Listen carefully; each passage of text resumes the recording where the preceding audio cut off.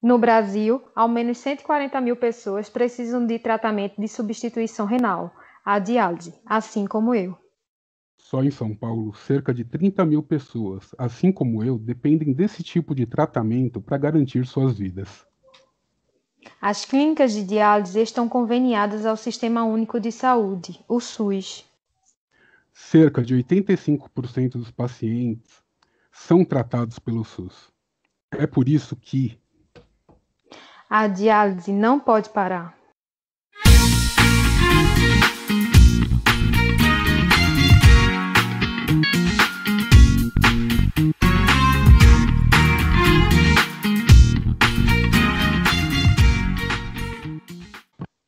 bom dia, boa tarde, boa noite ou boa madrugada. Sejam todos bem-vindos a mais um episódio do Renalcast. Gabi, como você está? Como está a bela e aprazível Vitória de Santo Antão? Oi, Arthur. Oi, pessoal. Boa noite, meu povo. Bom dia, boa tarde. Estamos bem, já estamos aqui fechando as portas também quando chega a noite, por causa desse Covid, mas seguimos firme e fortes, Arthur. Agora a nossa briga não é mais pelo Covid, já é outra coisa agora, uma atrás da A, outra. Não para, a não. luta renal não para. Não Cada hora. para, não dá um sossego, não, pelo amor de Deus. Eu vou fazer uma referência aqui que poucos acho que vão entender quando vai entregar que eu tô ficando velho. Quando você jogava Mega Man e o próximo chefe sempre ficava mais difícil. E Gabi, quem que nós estamos enfrentando agora? Nossa. O nosso temível. A batalha É, contra ele. Aquelas 4 letrinhas satânicas. o ICMS. Nós estamos aí envolvidos nessa campanha contra o ICMS, né, Gabi? Isso, é Hashtag a dormindo e diálise não acordando pode parar. pensando nisso, Arthur. Nem fale, né? É algo realmente assustador para o paciente renal, né? Pode trazer consequências bem negativas. Verdade. E essa nossa briga está envolvendo associações de pacientes, associação de clínica, deputados federais, deputados estaduais, está envolvendo muita gente, inclusive o Renalcast, né, Gabi? Com certeza que não poderia ficar de fora. A gente Jamais. gosta de uma briguinha, né, Arthur? Não Sim, nós, fica nós, nós estamos nos sossegado. tornando a linha de defesa da renal. E, Isso. Gabi, no episódio de hoje a gente vai receber o Dr. Wagner Moura, que é diretor regional do estado de Pernambuco da ABCDT, que é a Associação Brasileira de Centros de Diálise e Transplante, e ele também faz parte do Comitê de Nefrologia Intervencionista da Sociedade Brasileira de Nefrologia. Ou seja, o cara é muito bom. Com certeza. Tá por dentro de tudo aí. E o mais importante, né, Gabi? Fica um toque aqui. Quem é renal, ouça e entenda por que deve apoiar essa campanha. Por que deve ir lá? Não custa postar uma foto e colocar hashtag a diálise não pode parar. Fala para o amigo, fala para a família, vai entender o real motivo. O que pode acontecer se a gente não conseguir derrubar esse ICMS, né, Gabi? Isso. Arthur, você falou bem quem é renal, mas quem é renal em todo tipo de tratamento, hein, pessoal? Todo mundo aí, seja conservador, Transplantado. transplante, quem está em hemodiálise, todo mundo deve aderir a essa campanha, até porque E a gente nunca deixa de ser renal, né? Uma vez renal, renal para sempre. é que nem o hino do Flamengo. E para aquele que não é renal, que não tem problema de rim, que tá, ouviu, pegou assim, ouvindo de relance e falou: mas eu nem tenho problema nenhum. Tenha empatia pelo ser humano. Com Ajude na certeza. campanha. Venha com a gente nessa campanha, porque você pode e vai fazer a diferença, né, Gabi? Com certeza, vai ajudar em milhares e milhares de vidas. É isso aí. Confira o nosso bate-papo com o Dr. Wagner. Foi muito bom, muito informativo. Vale a pena ouvir, né, Gabi? Com certeza, Arthur. Vamos lá. Confere aí. Seja bem-vindo ao nosso podcast, Dr. Wagner Moura Barbosa. O senhor que é diretor regional de Pernambuco pela ABCDT e faz parte do Comitê de Nefrologia Intervencionista da ESBN. Muito bem-vindo ao nosso Renalcast. Seja bem-vindo, Dr. Wagner. Muito obrigado pelo convite, Gabriel, Arthur. É uma satisfação muito grande participar do seu podcast, no sentido da gente elucidar algumas condições da nossa nefrologia como um todo, não só a parte clínica, mas como um todo as ingerências que, infelizmente, tem tido em relação às nossas clínicas de diálise nesse momento. Estou à disposição para qualquer pergunta. Obrigado. Então vamos lá começar. Nosso podcast hoje é relacionado ao ICMS, né? E a pergunta que não quer calar, que está todo mundo doido para saber, paciente, se aumentar o ICMS, a diálise vai parar, doutor Wagner? O que acontece é o seguinte, o governo de São Paulo, o ICMS, se trata de uma atitude do governo Dória de São Paulo, em que nós sabemos que o ICMS em todos os estados do Brasil, no setor de saúde, para os insumos relativos aos medicamentos, insumos que se faz em diálise, ele é isento. E não sei o que deu na cabeça do governador Dória, em que ele instituiu 18% em cima dos produtos desses insumos. A maioria dos fabricantes ou vendedores de produtos de diálise são de São Paulo, do estado de São Paulo. Então, incidindo isso lá, qualquer comprador de São Paulo vai ter que pagar os 18%. Obviamente que isso vai divergir um pouco em relação aos compradores de outros estados. Mas, de qualquer forma, vai sim incidir, esse tributo vai repercutir nos custos adicionais dos nossos insumos. Vai de um percentual que hoje que nós não pagamos, mas vai oscilar de 7,5%, 10% a 22,5%, especificamente quando se trata de São Paulo. Ora, a situação das clínicas de diálise, especialmente as que tratam do SUS, que são responsáveis por 90% de atendimento aos pacientes no Brasil, que são as clínicas que tratam diretamente com o SUS, elas já se passam por uma série de dificuldades. E, vindo esse aumento, que vai repercutir consideravelmente, vai ser inviável a manutenção dessas clínicas. Então, a gente já sofre o baixo financiamento por parte do Ministério da Saúde em relação à tabela SUS, que está defasada há muitos anos. Então, isso é importante que a gente tenha essa noção de que um aumento, qualquer que seja ele, e aí especificamente num produto que a gente tem, que é um produto que vai repercutir em torno de 20% a mais. Então, com certeza, alguns serviços, especialmente serviços de São Paulo e alguns outros serviços que tratam exclusivamente do SUS, eles vão estar com a operação negativada.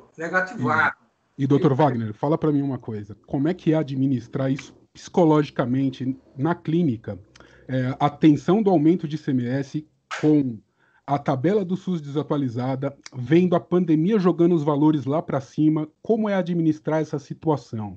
Pois é, isso a gente está tentando exatamente todas as sociedades, né? A Sociedade Brasileira de Nefrologia, a associação, na minha que eu represento, a ABCDT, a SOBEM, que é de enfermagem, a Brasrenal, a FENAPAR, que são de pacientes renais crônicos, todas elas estão incluídas no sentido de tentar reverter esse processo. É tanto que tivemos a campanha de um tuitaço, que foi no dia 25, né? Tivemos na quinta-feira passada. Eu participei. Um tuitaço, ótimo, isso foi muito bom, em que houve uma repercussão de 3,7 milhões de brasileiros sendo mobilizados. E isso no sentido de gerar no Dória essa sensibilidade em relação a isso. Mas, me parece, até agora não reverteu em nada nossas atitudes. Difícil. Não gerou grandes efeitos no coração do João Agripino. Isso, ele está pensando aí, inclusive assim, no sentido de que eu acho que está se mobilizando vários deputados a nível de Brasília e do próprio estado de São Paulo no sentido de reverter essa legislação que ele quer impor lá. Aliás, sobre isso eu vou tomar aqui a frente e falar um pouquinho. Foi proposta uma PL para que zerasse de novo o ICMS de vários itens, inclusive os da saúde. Já 28 deputados paulistas e paulistanos assinaram essa PL e estão brigando por mais apoio nesse momento. Eles precisam de mais 20 deputados para poder passar essa PL, para ela ter força de lei. Então, o pessoal aqui em São Paulo está correndo atrás também, a gente sabe que isso é muito prejudicial, e eu, inclusive, queria mandar um grande abraço para o deputado estadual Arthur Duval, que é um dos caras que comprou a briga pelos renais. Tem muitos deputados aí, né? O Caio França, a própria Carmen Zambelli, são pessoas que se envolvem muito a nível federal. Entretanto, eles estão participando das nossas causas, sempre estão envolvidos em relação a isso. É aquela história. Eu acho que esse tuitaço pode não ter atingido a ele, mas provavelmente atingiu a outros segmentos e quem sabe a gente consiga lá na frente isso. Isso é uma preocupação grande. Eu, particularmente, devo ter uma reunião com o secretário de saúde aqui, e onde a gente trata disso e vai colocar para ele, olha, vamos tentar ver se numa reunião do CONAS, que é a reunião dos secretários de saúde, isso vai acontecer. Isso é um problema nacional, não é um problema só de São Paulo, porque vai repercutir em todo o Brasil. Não é? Isso vai repercutir em todo o Brasil. E a situação está crítica. Então, não dá para continuar dessa forma. Isso vai acarretar uma série de problemas. A situação já está crítica pela pandemia, né? E agora essa. E deixa eu lhe perguntar uma coisa. Sim, pois não. Com essa pandemia, afetou diretamente assim os preços dos insumos usados na diálise? Sim, desde uma luva, simples luva, que você sabe muito bem, que foi objeto de discussões, as seringas aumentaram consideravelmente, heparina, porque, inclusive, você sabe muito bem que faltou, inclusive, a heparina. Teve um momento que a heparina explodiu, não só para o serviço de diálise, porque as UTIs, todas as UTIs, com essa quantidade de pacientes com essa comorbidade que acarretou esses pacientes nas UTIs, estão usando a heparina para prevenir complicações. Então, uma série de produtos houve.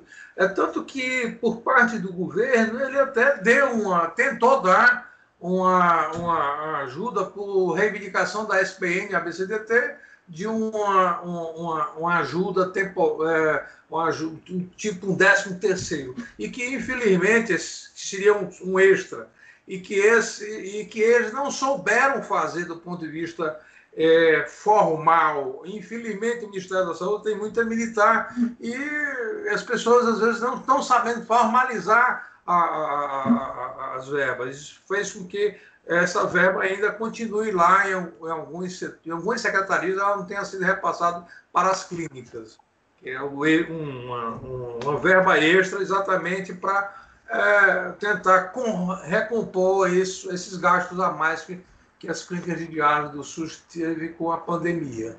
Doutor Wagner, deixa eu fazer uma pergunta para o senhor. Por conta da pandemia, houve um aumento de pacientes nessas clínicas?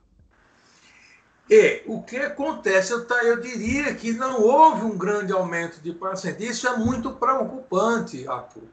Por quê? Porque o aumento que a gente sabe que é um incremento no sistema, o sistema é um incremento que a gente espera pela realidade que nós temos de prevalência.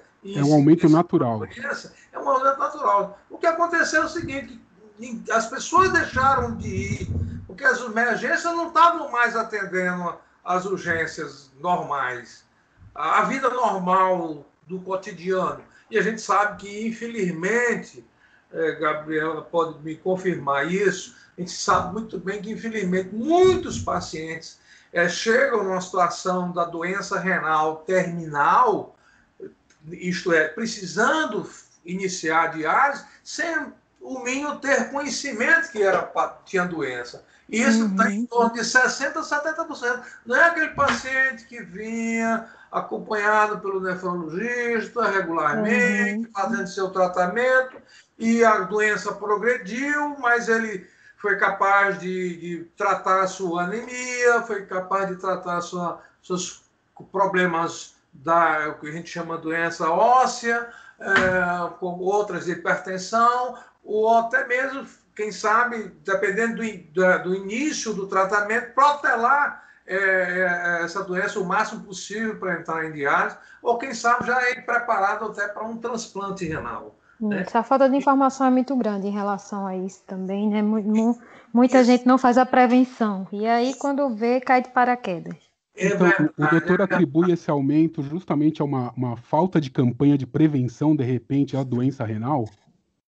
O que a gente tem através da sociedade? Anualmente, esse ano mesmo, nós vamos ter, no dia 11 de março, todo março, a gente tem um Dia Mundial do Rim. Inclusive, o Brasil é um dos que mais é engajado nessa campanha do ponto de vista mundial. E aqui em Pernambuco a gente é engajado e tal. Infelizmente, essa pandemia vai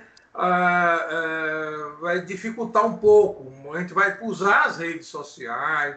Eu acho que Gabriela vai usar aí também, eu tenho certeza disso. Renalcast, vamos usar, com certeza. Exatamente para o dia 11, que é exatamente essa maneira da gente levar a população exatamente às necessidades. Porque a doença renal, às vezes, ela é sorrateira, ela é silenciosa, entendeu? Então, não muitas vezes ela vem sorrateiramente, e quando você pensa, você só vai ter sintoma quando já perdeu 60%, 70% da função renal, entendeu? Então, realmente é necessário que a gente conscientize a população para fazer a coleta da creatinina sérica, fazer um sumário de urina, uma proteinúria, que eventualmente pode detectar nos primeiros momentos, a gente poder fazer algo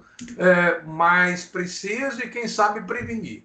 Hoje, a gente sabe que mais de 50%, em torno de 60%, 70% da população em diálise hoje em dia, tem duas patologias à frente, que é a hipertensão arterial e a diabetes mellitus. Então, a gente precisa conscientizar tanto o hipertenso que trata sua hipertensão, se ele for obeso, que trata sua obesidade, quem sabe vai melhorar a pressão arterial, tem que tratar corretamente, ter bons hábitos, fazer atividade física, fazer dieta e tal. A mesma coisa o diabético. O diabético, você sabe que são dois grandes grupos que alimentam o sistema com os pacientes renais crônicos, entendeu?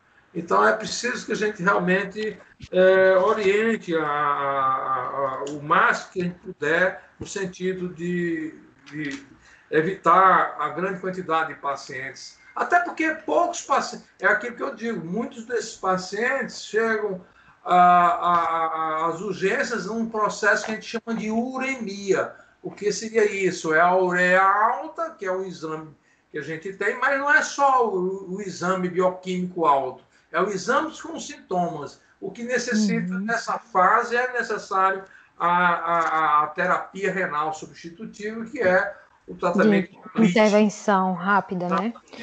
Exatamente. E aí o senhor falou, deixa eu perguntar outra coisa, o senhor falou no começo que a tabela do SUS tá desatualizada, né? Assim, não atualizaram ainda, não aumentaram o valor da sessão de diálise para ser pago. E a gente recebeu muita informação que algumas clínicas vêm reduzindo, né, o horário do paciente, o tempo na máquina dos pacientes, por causa justamente desse atraso no repasse do SUS. Isso é um jeito de economizar? Existe muito prejuízo? Eu acho o seguinte, não é aqui, não estou querendo ser corporativista, Gabriel. Isso não é, eu não concordo com essa atitude.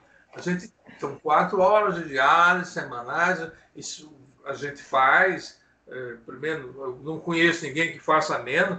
Talvez a proposta exista nesse sentido, quando as pessoas não têm essa consciência, eu acho que não é salutar para o paciente, não é? Isso só vai acarretar problemas para ele e problema para a clínica. Ninguém pode, as pessoas têm que entender isso, né?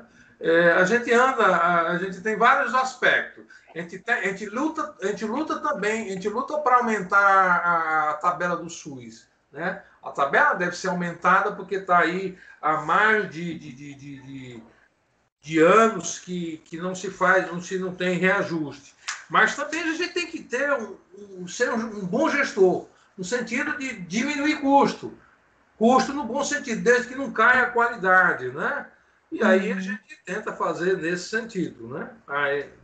Agora, o Dr. Wagner, uma pergunta. Pois não. Quem quiser reclamar que a clínica está fazendo isso, pode reclamar para a BCDT? Não, eu acho que sim, não tenha dúvida. Não tenha dúvida. É uma reclamação, a BCDT não acata isso por hipótese alguma. Nem a BCDT nem a SPN. Ninguém deve reduzir tempo de diálise por uma questão especificamente econômica. Isso não é justo. É interessante, Mas, né, Gabi? Porque é uma coisa que a gente recebe bastante, né? Sim. Qualquer coisa é motivo de diminuir o tempo de paciente. A gente recebe muito isso. Até o toque de recolher em algumas cidades está sendo motivo para diminuir o tempo de diálise. Isso. E é prejuízo para o paciente, como disse o doutor, Isso né? é complicado, né? Isso é complicado, né? Realmente, eu diria que nossa parte aqui não fazemos isso. O que eu quero dizer em relação à hemodiálise, houve um aumento há 6 anos atrás, em torno de 8,47. Você imagina, já era defasado e esse aumento não cobriu em quase nada. Se você for ver o custo de 194, que é o custo de uma diálise, e a Gabriela tem noção disso, solução de diálise, máquina sofisticada, os dialisadores, são produtos importados, né? Tudo isso faz com que a gente saiba que a margem de lucro... É tanto que, veja bem, não existe necessidade de mais serviço, ninguém está abrindo. Ninguém está abrindo porque não é praticamente... Para você começar um serviço e ter viabilidade, você tem que ter no mínimo aí 250, 300 pacientes. E ninguém começa com 300 pacientes, 250 pacientes. Então, aliás, hoje, o doutor acha que Pois não? Se o SUS pagasse um valor mais aproximado com a realidade, mais clínicas fariam convênio com o SUS e ofereceriam serviço de diálise? Eu digo que nem mais clínicas. Eu acho que há necessidade, sim, de pulverizar mais, inclusive no interior, de criarem mais clínicas, porque o que não é concebível, às vezes, os pacientes se deslocarem à distância de 3, 4 horas para fazer uma sessão de 4, esperar para entrar e fazer uma sessão de 4 horas, depois voltar com mais 3 horas de viagem. É desumano. Isso é desumano. Entende? Então, o que precisa é ter um traçado regional, e isso existe, só que as pessoas não têm como abrir porque não tem um estímulo para a abertura dessas clínicas, porque não é viável financeiramente. E, doutor, agora com esse aumento de ICMS, vai ser ainda mais difícil que se abra novas clínicas, né? Com certeza isso vai ser mais difícil. Então é preciso que, primeiro, a gente resolva a questão do ICMS e vá de volta continuar na trincheira em relação ao Ministério da Saúde, porque não é uma questão especificamente local na Secretaria. Até que a Secretaria de Saúde poderia nos ajudar também. Mas, a rigor, o problema maior é o subfinanciamento do SUS em relação aos procedimentos como um todo, né? Basta você ver agora, eles queriam tirar dinheiro não só da educação e da saúde para fazer o que é de correto, não é? Eu acho que essa ajuda para a população que está desempregada, isso é fundamental, mas não que corte de que onde não tem. Cortar da saúde é muita maldade. Doutor, deixa eu te fazer uma pergunta de curiosidade. Pois não. Um pouco de curiosidade e um pouco da opinião pessoal do doutor.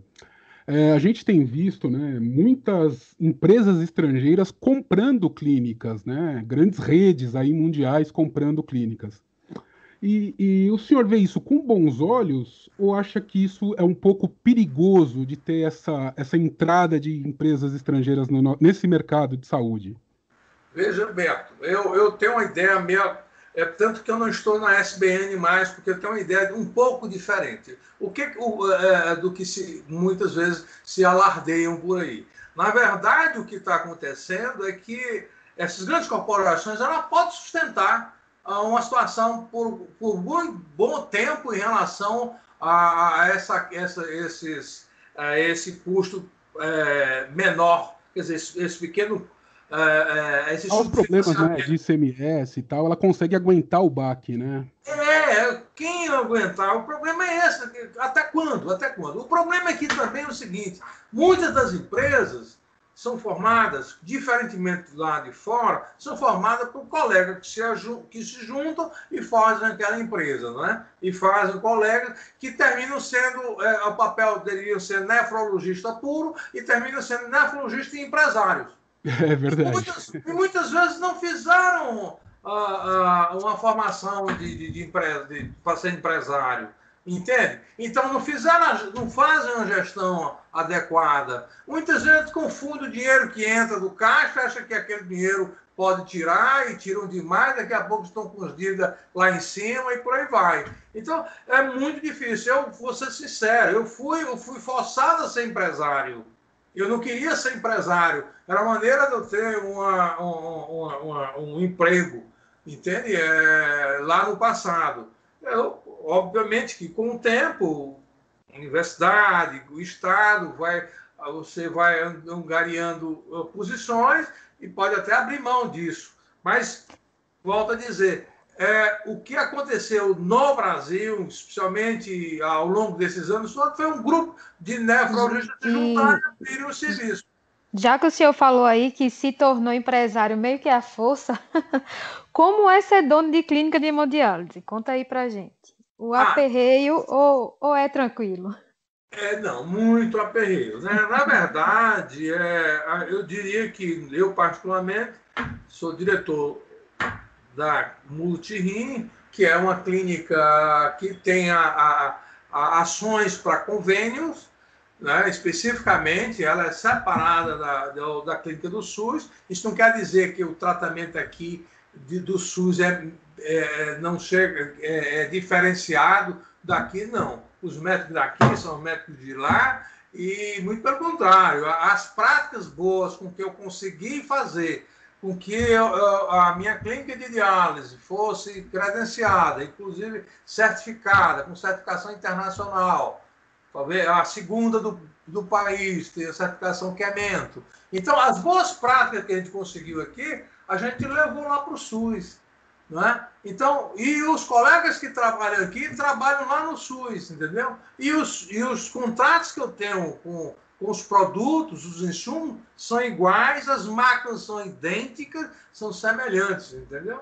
Então, eu diria o seguinte, aqui a gente sobrevive com... Agora a gente tem uma gestão muito rígida, tem uns sistemas gerencial, a gente aqui trabalha com Business Intelligence, que é através de... A gente tem um sistema por trás, que é um TASI, que é um sistema que faz com que a gente faça BI de tudo aqui, inclusive da assistência, entendeu? E isso a gente leva lá para o SUS. Então, o SUS, ele pega... na verdade, a gente, como é dono de lá, a gente leva as boas práticas que foram angariadas, quer dizer, que foram feitas aqui, a gente consegue passar lá para o SUS. Ótimo, ótimo. Mas não é fácil. Fica quase uma igualdade, né, em todos os pacientes. Exatamente, não tenha dúvida. Doutor, fala para mim uma coisa. Se hoje o senhor pudesse falar com o João Dória, o João Dória entrou aqui na nossa conversa, o que o senhor diria a ele? Eita. Eu pediria humildemente, que ele percebesse que no meio de uma pandemia ele está sendo altamente injusto, né, em criar, é o primeiro Estado a retornar um imposto sobre insumos que estamos, inclusive, trabalhando com muitos pacientes que, eventualmente, que estão na clínica, nós estamos trabalhando com Covid. Essa questão, já se soube que ele falou que daqui a um ano isso cai, que a gente tem que dar a nossa contribuição.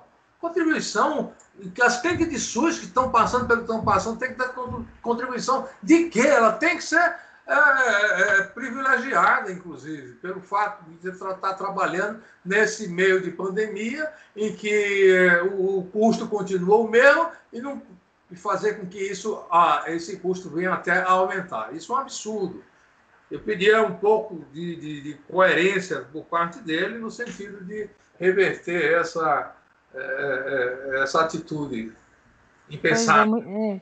Muitas clínicas têm se revirado, né? Tem dado seu jeito por causa da pandemia, principalmente as clínicas do SUS, que a gente não tem uma sala, por exemplo, isolada para colocar os pacientes que estão com Covid, e aí lá na clínica mesmo disponibilizaram ainda, conseguiram um horário, uma sala para juntar esses pacientes, mas assim, é tudo tão complicado e ainda vem essa, né, do ICMS para completar o combo. Pois é, isso vem ter um aumento e isso tem repercussão. A gente vai tentar, é aquilo que eu digo, eu particularmente com o ABCDT, e as ações são várias ações a nível de Brasil.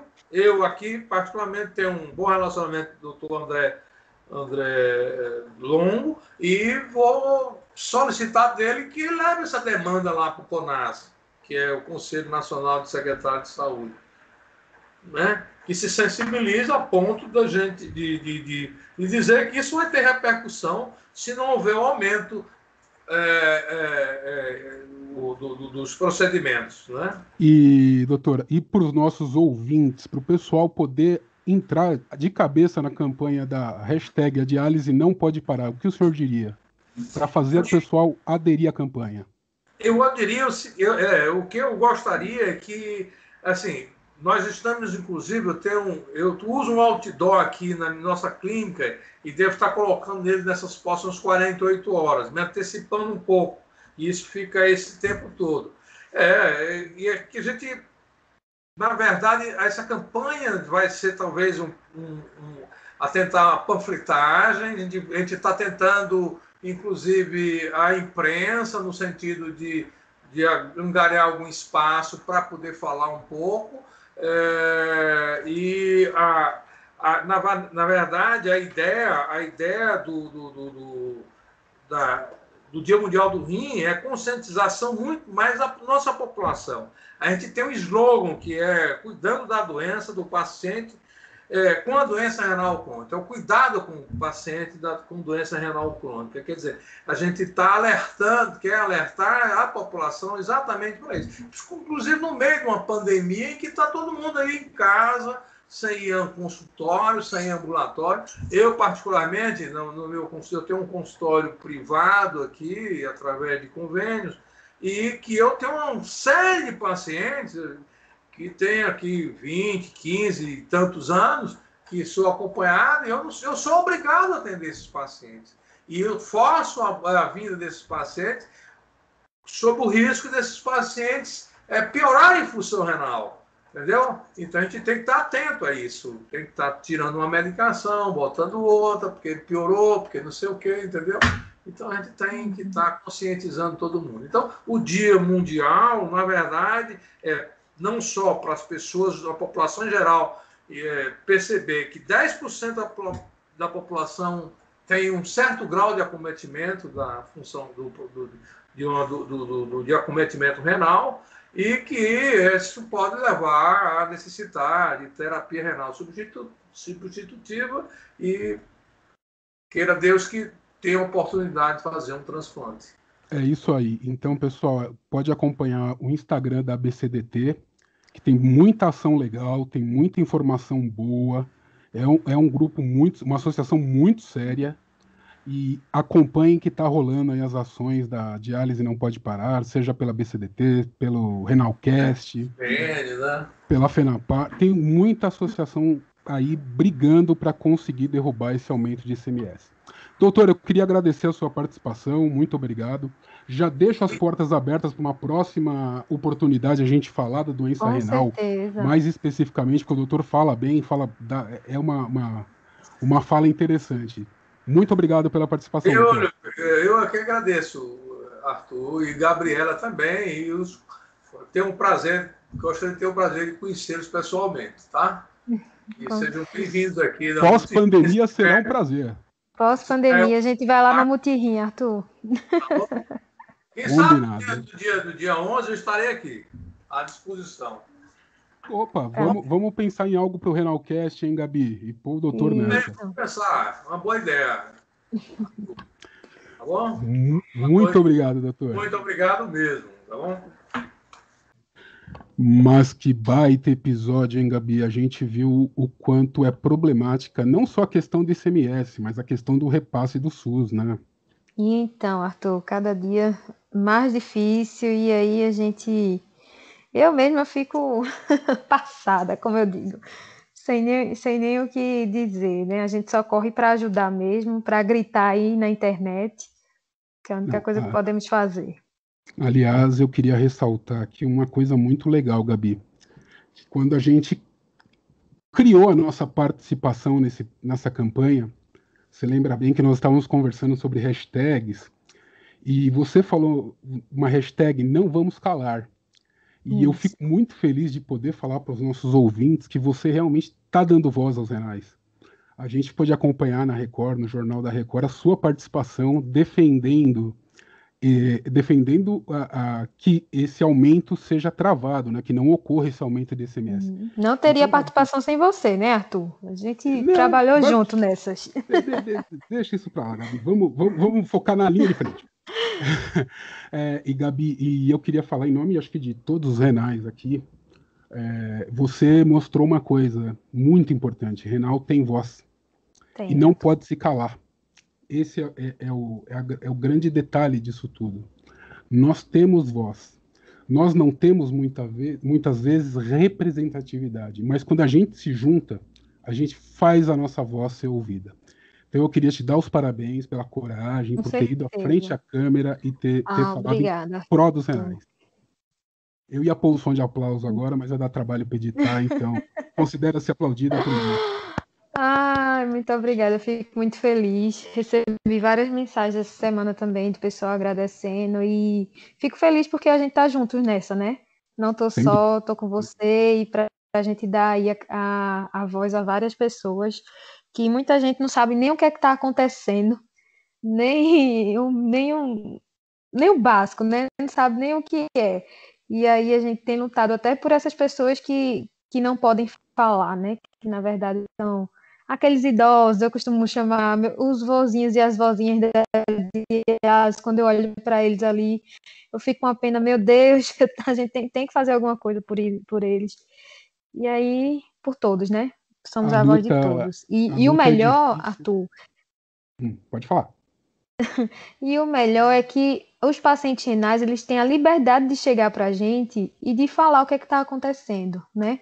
Para que a gente possa divulgar, gritar, falar, chegar aí na internet. E isso é o que eu acho bom, é a nossa amizade que a gente tem nessa rede de renais. Sim, é fundamental. E eu, inclusive, queria aqui exaltar uma vitória renal nossa, que foi a colocar a HDF no rol da ANS para que os planos de saúde sejam obrigados a cobrir essa modalidade de diálise. Maravilha. Essa foi uma vitória grande para nós renais, e a vitória vai ser maior ainda quando a gente conseguir levar isso ao SUS. Vai demorar um pouquinho, mas eu tenho certeza que a gente vai conseguir chegar lá. Vai, eu ainda vou estar viva para ver essa. E é isso aí, né, pessoal? Deu para entender o porquê que é importante a gente aderir à campanha, porquê que é importante a gente compartilhar, porquê que é importante a gente falar sobre. E eu espero que nossos ouvintes, tenho certeza, muitos já aderiram. Isso é um fato, a gente já recebeu muita foto, muita mensagem. Eu estou muito feliz com isso, aliás, né, Gabi? Nossos ouvintes responderam ao chamado. Com certeza. E podem ter certeza de uma coisa, o Renalcast está nessa com vocês, por vocês. Hashtag a diálise não pode parar e não vai parar, né, Gabi? Não vai parar, Arthur. Com certeza. É isso aí, pessoal. Um grande abraço a todos. Semana que vem a gente está de volta. Grande abraço e tchau! Tchau, meu povo!